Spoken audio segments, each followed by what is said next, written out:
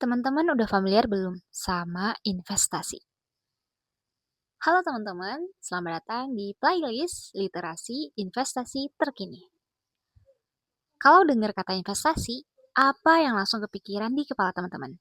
Saham, kripto, obligasi, reksadana, properti, atau angka-angka rumit yang bikin pusing? Padahal investasi itu sebenarnya jauh lebih dekat dengan hidup kita sehari-hari. Dan kabar baiknya, hampir semua orang bisa berinvestasi dengan caranya masing-masing. Secara sederhana, investasi adalah menaruh sesuatu hari ini supaya nilai kembalinya lebih besar di masa depan. Sesuatu itu nggak selalu tentang uang ya, bisa waktu, tenaga, ilmu, bahkan kebiasaan. Nah, di video ini kita bakal bahas bentuk-bentuk investasi yang realistis dan bisa dilakukan orang biasa.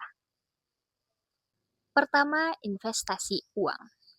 Bentuk investasi yang paling sering dibicarakan adalah investasi uang.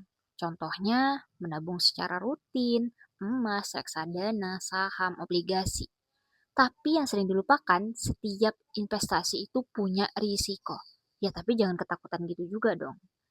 Meskipun ada risikonya, kita juga tetap harus investasi karena kita percaya kan untuk menanam hari ini dipanen masa depan. Makanya kita harus punya persiapan dong. Nah, semakin besar potensi untung, biasanya potensi ruginya juga makin besar. Ya, berbanding lurus deh. Makanya investasi itu bukan soal ikut-ikutan tren, tapi soal memahami diri sendiri. Kalau belum siap kehilangan uang, ya kamu harus manage diri kamu dulu. Kira-kira uang ini aku siap nggak kalau misalnya tiba-tiba aku rugi? Atau nanti kamu juga harus siapin mental bahagia dong ketika untung. Makanya pakailah uang yang memang itu uang investasi, bukan uang kebutuhan pokok kamu. Jangan sampai gara-gara kamu ngebet investasi, kamu malah jadi gembel. Kedua, investasi ilmu dan skill. Selain uang, ada investasi yang nilainya justru lebih tahan lama. Apaan tuh? Ilmu dan skill. Belajar keterampilan baru, ikut kursus, membaca, atau mengasah kemampuan yang udah ada jadi mantap, top markotop. Itu semua adalah bentuk investasi. Skill nggak bisa hilang karena pasar turun, nggak juga terpengaruh inflasi, dan bisa dipakai berkali-kali sepanjang hidup. Banyak orang hari ini bertahan hidup bukan karena investasinya besar, tapi karena skill mereka masih dipakai. Itu tuh. Tiga, investasi waktu dan kebiasaan. Ada juga investasi yang kelihatannya kecil, tapi dampaknya besar. Apa coba? Kebiasaan. Contohnya, mencatat pengeluaran, pemasukan misalnya. Kemudian disiplin, menyisihkan uang, ya kan? Kemudian mengatur waktu dengan lebih sadar. Misalnya dari bangun tidur, aktivitas, waktu tidur, ya kan? Kebiasaan baik itu seperti investasi tanpa bunga instan, tapi hasilnya terasa dalam jangka panjang.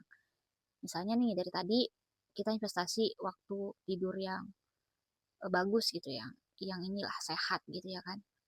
Apa hasilnya dalam jangka panjang? Badan kita bugar gitu ya, sehat gitu kan.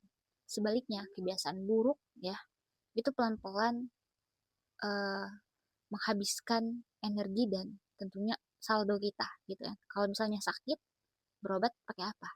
Pakai uang kan, ya itu. Makanya kita harus lebih aware terhadap waktu dan kebiasaan kita.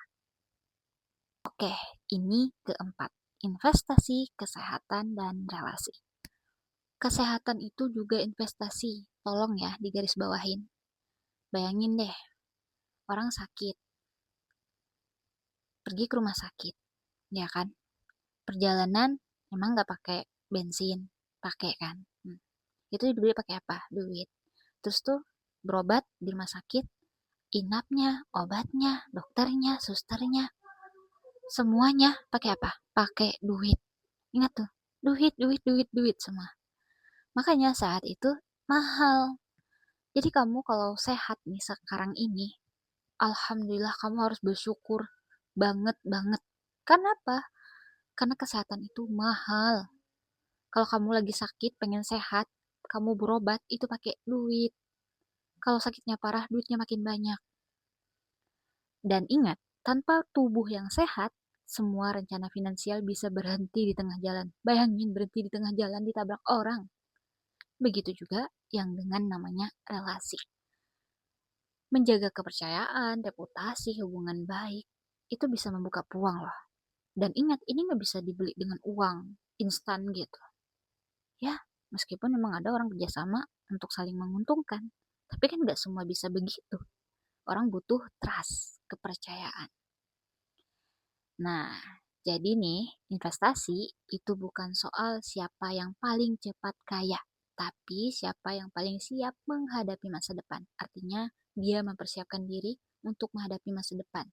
Misalnya menabung sejak dini, ya, untuk menghadapi masa depan yang akan dia hadapi.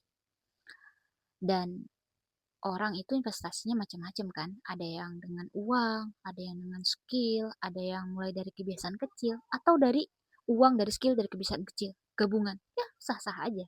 Dan itu semua bisa dilakukan oleh tiap-tiap manusia. Karena investasi yang terbaik adalah yang sesuai dengan kondisi hidup kita masing-masing. Oke teman-teman, kayaknya sampai situ aja dan next sampai jumpa di video berikutnya. Salam literasi.